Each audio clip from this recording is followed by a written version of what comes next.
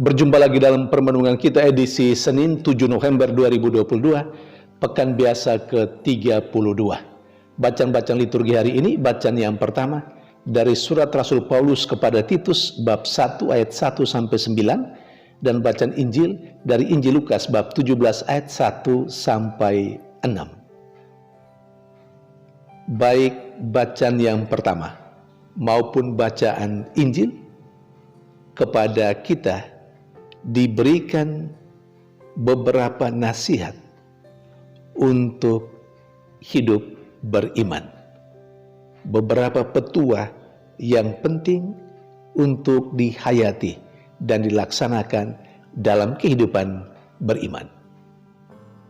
Kepada Titus, Rasul Paulus mengingatkan akan apa yang dia minta dari Titus, yakni supaya Titus memilih para penatua. Para penatua inilah yang akan ada bersama dengan Titus dalam sebuah tim karya, tim kerja pastoral untuk membimbing dan menuntun umat. Dan yang penting juga, Rasul Paulus menegaskan kriteria orang yang akan dipilih menjadi penatua jemaat. Secara sederhana dan secara umum, orang yang mau dipilih sebagai penatua jemaat adalah orang yang hidupnya baik, yang tidak cacat secara moral. Bukan pemabuk, bukan pemberang, hanya beristri satu, dan lain-lain sebagainya. Mengapa ada kriteria seperti itu untuk para penatua? Saudari dan saudara yang terkasih,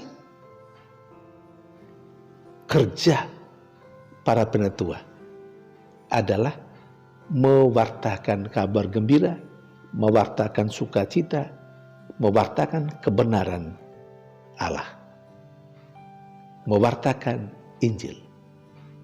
Dan aksi pewartaan selain secara verbal, omong, tapi juga pertama-tama sebenarnya melalui sikap hidup. Jadi hidup para penatua sendiri itu menjadi sebuah pewartaan, sebuah kesaksian. Maka mereka pertama-tama dituntut untuk memiliki sikap hidup yang baik.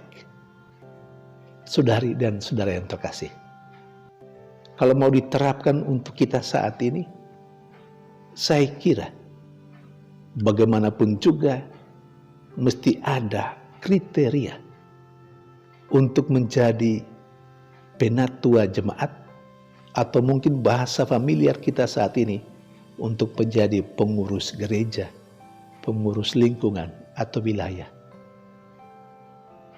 Mereka dituntut untuk memiliki cara hidup yang baik. Karena sama alasannya. Mereka dengan sendirinya harus menjadi pewarta, dan pewarta yang sejati adalah kesaksian hidup mereka sendiri.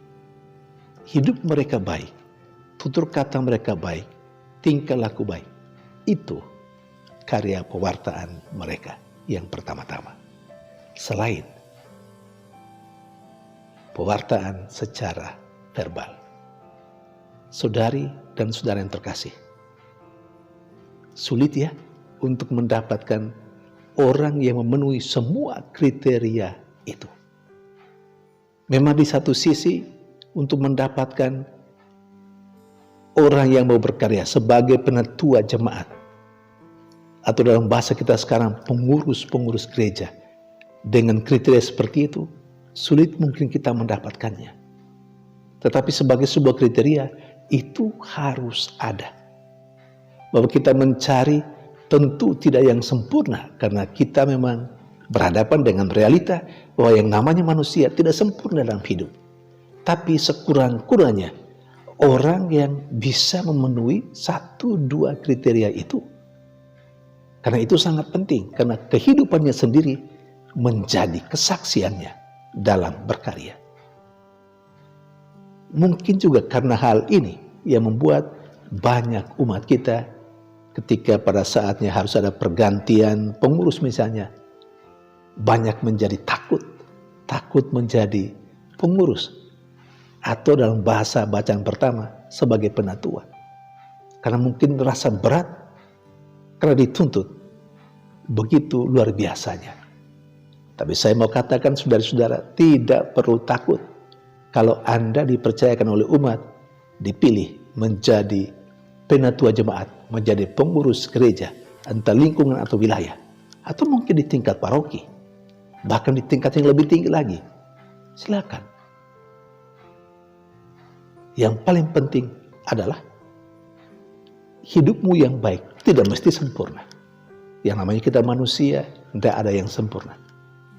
Tetapi kita berusaha untuk menata kehidupan secara lebih baik. Karena sekali lagi, hidup kita sendiri adalah sebuah pewartaan dan kesaksian untuk yang lain, karena kita harus menjadi contoh bagi umat kita. Saudari dan saudara yang terkasih, sementara dalam bacaan Injil, Yesus menegaskan kepada para pendengarnya, para muridnya saat itu, dan kita sekalian, bahwa dalam kehidupan sehari-hari ada kemungkinan bahwa orang sesat. Orang sesat dalam cara berpikir, orang sesat dalam tutur kata, orang sesat dalam perbuatan-perbuatannya. Artinya, perbuatan-perbuatan orang, sikap hidup orang, pikiran orang, terkadang tidak benar. Tidak benar sebagai orang yang percaya kepada Kristus dalam kriteria kebenaran menurut ajaran Tuhan. Pasti banyak orang bisa sesat, dan itu masih wajar. Yang digarisbawahi oleh Yesus adalah ketika ada orang yang membuat orang lain tersesat, ketika ada orang yang dengan cara berpikirnya, yang dengan tingkah lakunya, dengan tutur katanya, membuat orang lain tersesat. Ini yang tidak dikehendaki oleh Tuhan. Bahkan dengan tegas Yesus mengatakan dalam bacaan Injil hari ini, orang yang model itu, yang memprovokasi orang lain untuk hidup salah, untuk berbuat dosa, untuk sesat dalam kehidupannya, lebih baik orang seperti itu pada lehernya diikat sebuah batu kilangan, lalu dibuang ke laut. Saudari dan saudara yang terkasih, artinya kita diminta bahwa jangan pernah membuat diri kita menjadi batu sandungan untuk orang lain dalam hidup berimannya. Bahkan Tuhan minta supaya kita, andai kata ada orang yang sesat, yang hidupnya tidak baik, kita mempunyai kewajiban untuk menuntun dia, menuntun orang itu kembali ke jalan yang benar. Kalau orang itu bersalah, kita diminta untuk memaafkan. Kalau 7 kali dia bersalah dan 7 kali dia datang menyesali perbuatannya, juga harus mengampuni 7 kali. Dan seterusnya, dan seterusnya. Itu nasihat-nasihat yang baik.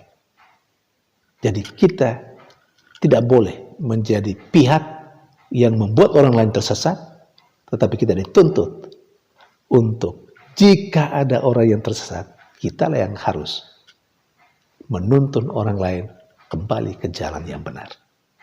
Saudari dan saudara yang terkasih, baik tuntutan sebagai para penentua jemaat, kriteria sebagai penentua jemaat, maupun nasihat Yesus dalam bacaan Injil hari ini, bukan hal yang gampang. Memang sulit, tapi baiklah kita anggap itu sebagai tantangan untuk kehidupan kita, supaya terus memperbaharui diri ke arah yang lebih baik, hari ini dan esok. Tuhan memberkati.